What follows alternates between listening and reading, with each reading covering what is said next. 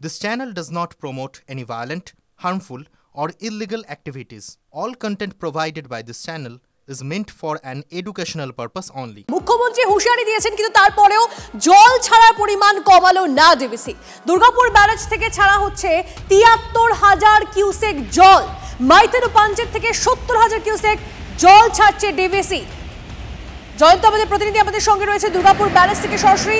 আমি জয়ন্তের সঙ্গে কথা বলবো। জয়ন্ত, এই যে এত পরিমাণে জল ছাড়া হচ্ছে, দুর্গাপুর ব্যারেজ থেকে ৭৩,০০০ কিউসেক জল ছাড়া হচ্ছে, মুখ্যমন্ত্রী হুঁশিয়ারি দিয়েছিলেন, তারপরেও এই যে এতটা জল ছাড়া হচ্ছে তাতে তো বানভাসী অবস্থা হতে চলেছে। দেখো, তোমাকে ছবিটা আগে দেখাবো। দুর্গাপুর ব্যারেজ থেকে এই মুহূর্তে যেটা বেরোচ্ছে ৭৩,৬৭৫ কিউসেক হারে জল। এছাড়াও ক্যানেল দিয়ে ছাড়া হচ্ছে ১,০০০ কিউসেক জল, অর্থাৎ প্রায় ৭৫,০০০ কিউসেক হারে জল দুর্গাপুর ব্যারেজ থেকে ছাড়া হচ্ছে। যেটা জানা গেছে ডিভিসি থেকে ইতিমধ্যেই যে জল ছাড়া হচ্ছে সেটা হচ্ছে ৭০,০০০ কিউসেক হারে জল, এবং ডিভিসি থেকে যে জল ছাড়ছে মাইথন এবং পাঞ্চেত জলাধার থেকে, সেই জল ছাড়ার পরিমাণ আরও বাড়তে পারে। কেননা ঝাড়খণ্ডে বৃষ্টির ফলে যে জল জমা হচ্ছে, অর্থাৎ মাইথন এবং পাঞ্চেত জলাধারের যে পরিপূর্ণ অবস্থা সেটা হয়ে আছে, নতুন করে জল বাড়লেই সেই জল ছাড়তে হবে। সেই জল ছাড়লে দুর্গাপুর ব্যারেজে এসে পৌঁছাবে, ১২ ঘন্টার মতো সময় লাগে সেই জল পৌঁছাতে।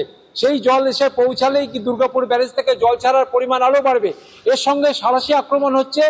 যদি আকাশের বৃষ্টি হয়, সেই বৃষ্টির জল এই দামোদরে এসে মিশবে, এবং সেই জল এসে যখন হাওড়া এবং হুগলির আমতা, উদয়নপুর এলাকা এবং হুগলির খানাকুল, আরামবাগ, এগুলো কিন্তু বানভাসী হওয়ার সম্ভাবনা আছে।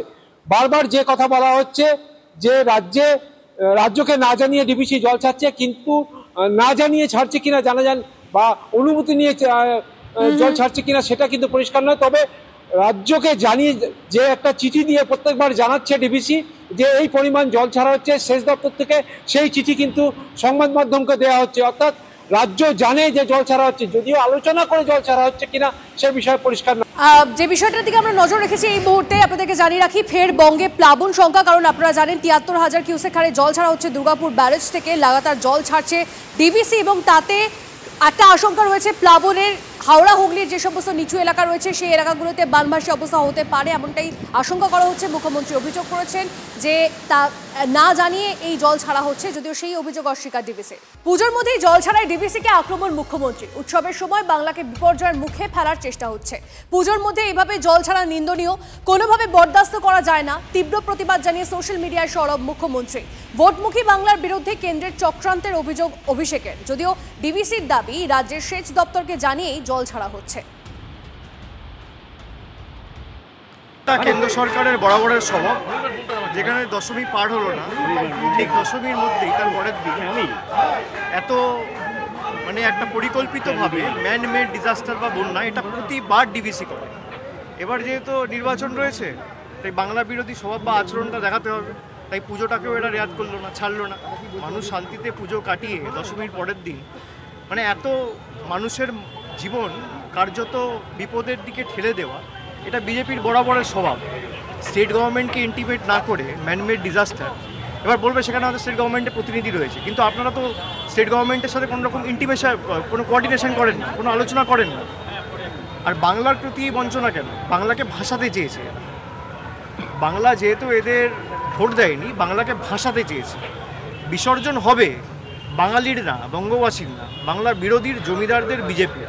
২০২৪-এ হয়েছে, যে কটা আবর্জনার রূপে পড়ে আছে ২-৪টে, সেগুলো ২০২৬-এ হবে।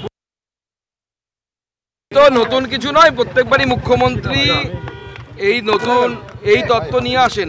হয় বামফ্রন্টকে দেখান যে বামফ্রন্ট করেনি তো এই জন্য এরকম হচ্ছে, অথবা কেন্দ্র সরকার দেয়নি। তো আমি এটাই বলছি যে উনি খুব ভালো খোখো খেলতে পারেন, উনি ভুল জায়গায় এসে গেছেন। খো দেওয়াতে উনি এক্সপার্ট, ভালো খো দিচ্ছেন। ভবিষ্যতে ভারতীয় খোখো টিমের কোচ হিসাবে উনি যোগদান করতে পারেন। মমতা বন্দ্যোপাধ্যায় এই যে কেন্দ্রের সাথে বা কেন্দ্র সরকারের সাথে বা অন্য রাজ্যের সাথে বাংলার একটা কৃত্রিম শত্রুতার কনসেপ্ট তৈরি করার চেষ্টা করছেন।